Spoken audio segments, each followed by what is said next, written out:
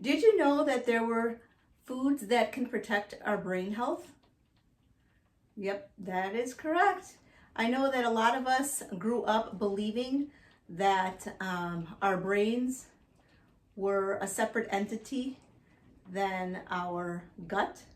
However, there is something that's called the brain gut axis, and we're going to actually concentrate on the brain and the nutrition for the brain today, but we're going to go into the brain gut axis on a different day. But I wanted to also explain something to you that we were always told, unfortunately, the wrong thing about nutrition and the brain. So as far as eating fat, I know I grew up thinking that fat was bad. Actually, that is 100% false. So let me just tell you, I am not a nutritionist. I am not a psychologist. I am not a doctor. What I am is an avid researcher, and I have been studying the human body for many, many years, back since 2012 when I was diagnosed with thyroid cancer, and have had since then many other health concerns and issues and surgeries and whatnot. You can read all about that if you're interested on my website, justmoveabit.com. So the brain is very important. The brain, back in 2019, I was reading an article from Northwestern Medicine. They published an article in October of 2019 that stated at that time that the brain was made up of fat. 60% of the brain was made up of fat. Since then, I've read other articles in my research that are now saying it is up to 70 to 75% made up of fat. So why does that matter? Why is that important? Well, we need to eat good, healthy fats in order to keep our brain functioning properly. So what are good fats? So things such as olive oil, avocado oil, coconut oil, actual avocados. I mean, there are so many healthy fats. We're going to go into that a little bit more. But when you go to the grocery store, it is a little bit crazy to me seeing that there still is that mentality that people do still believe that low fat, no fat is the way to go. That is not true at all. We need to be able to, our cognitive health is going to decline if we don't take care of our brains. So what are the types of foods that we need for our brain health? We need things such as, so there's 4 basic nutrients that our brains need. So omega-3 fatty acids. What types of foods are those? Those are things like fatty fish. We have walnuts. We also need magnesium. Magnesium-rich foods are amazing for our brain health. So what does magnesium do? Magnesium is something that can be found in many different foods, such as bananas. So bananas, for example, are one of the best foods you can eat on the planet. I'm a firm believer of that. So bananas, since they contain such high magnesium, they not only are good for your brain, they're good for sleep. In order to be able to sleep and to get optimal sleep, you need to make sure that you're getting plenty of magnesium. Now, also, other than magnesium, there are foods that contain probiotics. So probiotics are foods such as sauerkraut, tempeh, miso, kimchi, things like that. I'm sure any one of us can Google all the foods that contain probiotics. So I am not a proponent of, I know with COVID and everything, there are many of people out there saying you need to take probiotics as a pill form, and that's fine if that's what you want to do. You can certainly do that. I have had, I've actually done both. I've done probiotics in pill form, and I've done daily sauerkraut. So that's kind of where I get my probiotics. So it's super important that we continue to be active too, because if we're not active, our brain deteriorates. You need to be active. So the more active you are, the more active your brain is. Now, I don't know if anyone here has ever heard of we only use 10% of our brain. That's actually false. I know a lot of people, let me say it this way, I know a lot of people who are not using their brain to their fullest potential. However, our brain in and of itself is always active, even when we're sleeping. So we definitely need to make sure that we do whatever we need to do to take care of our to take care of our brain. So not only is proper sleep, proper nutrition, proper exercise, what else do we need to take care of our brain health? We also need to get out in nature. Nature in and of itself is amazing to ground you, to calm you, and I'm speaking from experience. This past year, if I did not go outside, I did not feel well. I mean, that's a whole other story. I'm sure if you've seen my previous videos, you would know why. But nature in and of itself boosts your mood. Exercise boosts your mood. You know, the endorphins that exercise creates. I mean, you have all kinds of, your brain activity is constant. And we have to make sure that we keep all of the neurons in our brain healthy at all times. So for example, there are people who they're losing the coating on what they call inside your brain, the myelin sheath that coats the neurons.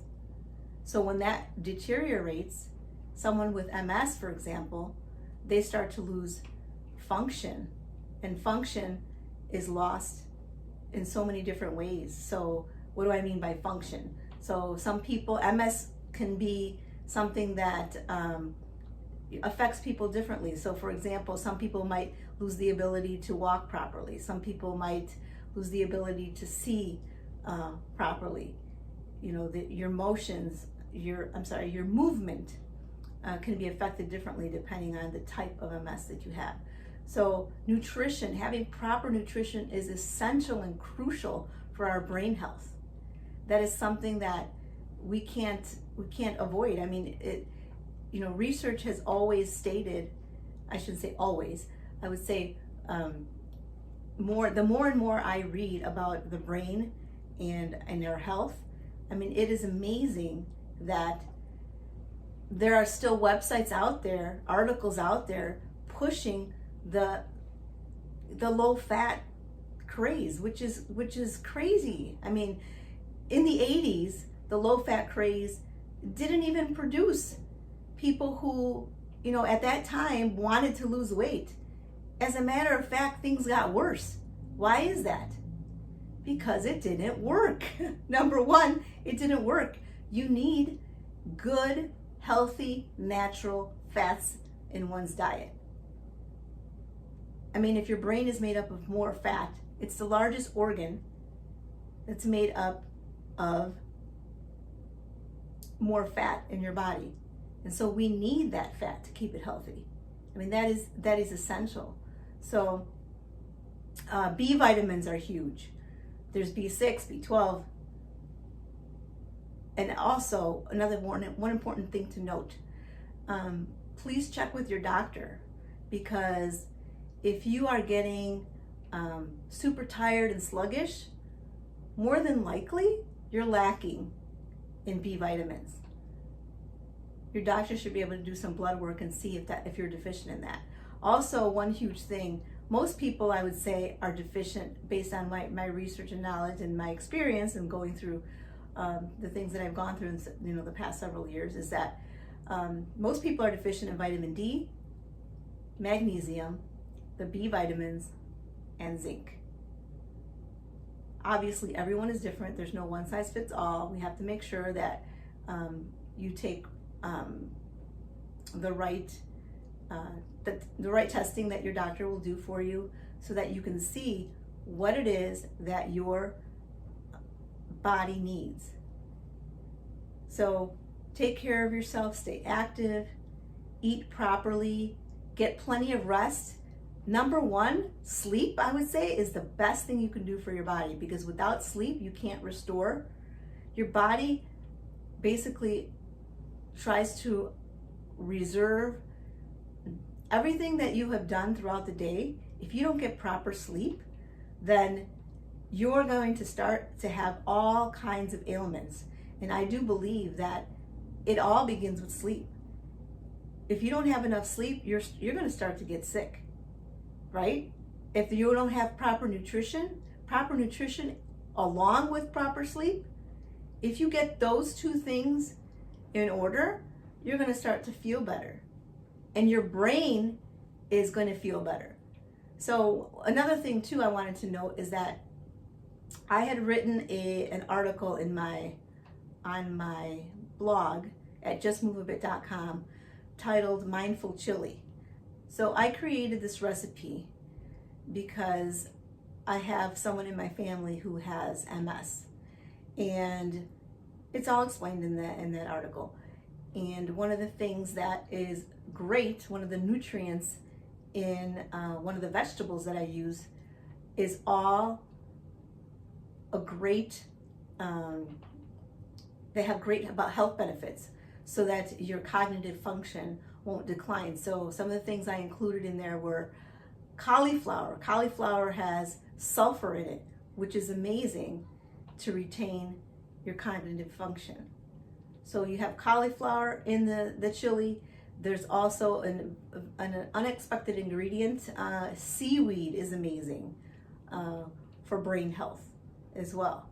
There's a few others in there. If you read the article, it'll explain a little bit more.